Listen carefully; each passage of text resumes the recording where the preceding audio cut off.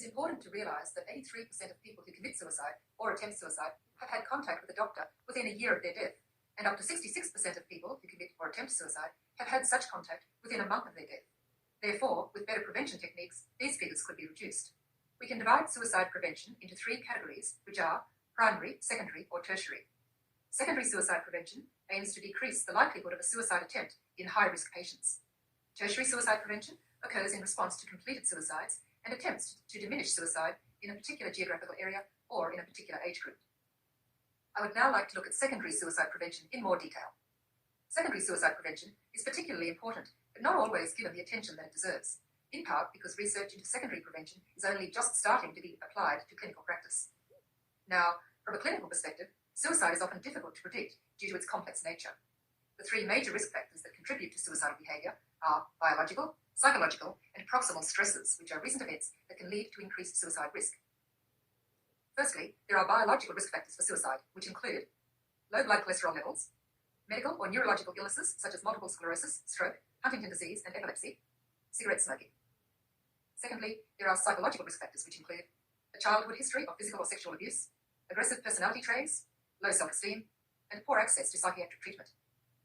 Thirdly, there are proximal stresses, or the recent events that can lead to increased suicide risk, and these include relationship problems with a spouse, partner, or loved one, financial troubles caused by unemployment or large amounts of debt, a family history of suicide, major depression, and drug abuse.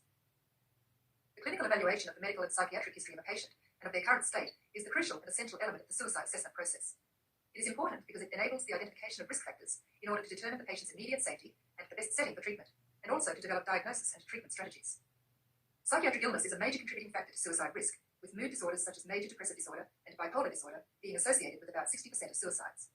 Indeed, psychiatric disorders are diagnosed in more than 90% of completed suicides, and more than 80% of these psychiatric disorders are untreated.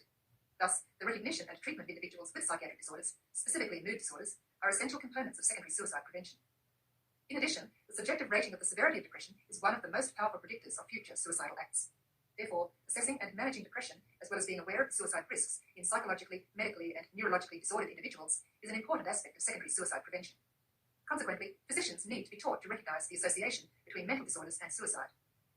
Additional information about the individual who may be at risk for suicide, such as medical and psychiatric treatment records and toxicology screenings, should also be incorporated into the assessment.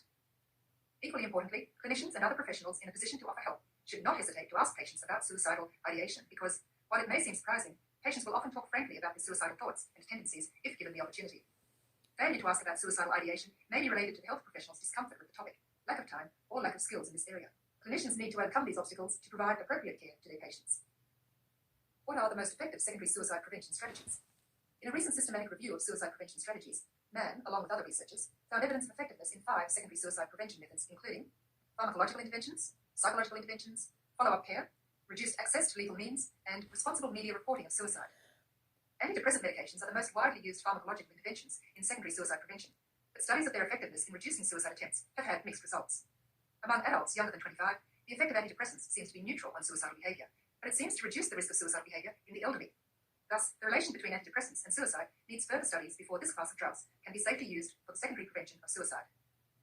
In terms of psychological interventions, suicidal patients often benefit from therapies that address the repetition of suicidal thoughts and behaviours, and other factors commonly associated with suicide. Better psychological and pharmacological treatment of depression and alcoholism also appears to decrease suicide rates. Social factors that should be addressed in follow-up treatment include availability and willingness of supports within the family. Support individuals who should be contacted about suicide risk and follow-up arrangements include general practitioners, private psychiatrists, family, and friends. Some interventions, however, such as telephone and psychosocial follow-up, have shown no difference in suicidal ideation when compared with standard aftercare. Many studies show that suicides by particular methods, for example, firearms, domestic gas, or pesticides, decrease after the introduction of legal restrictions that reduce access to such means. This reduction in suicide rates is particularly influential in regions where the specific means of restriction correlates with a common method of suicide. For example, in the UK, the reduction of carbon monoxide in domestic gas since 1958 and the reduced availability of analgesics since the mid-1990s have both decreased UK suicide rates. Finally, many studies have exposed a need for a decrease in reporting of suicide and for responsible reporting. Media blackouts in reporting suicide have coincided with a decrease in suicide rates because reports of suicide in the media tend to glamorize suicide for vulnerable individuals. The internet is also of increasing concern, with blogs and chat rooms providing accessible instructions for suicide. For these reasons, guidelines have recently been produced for the responsible reporting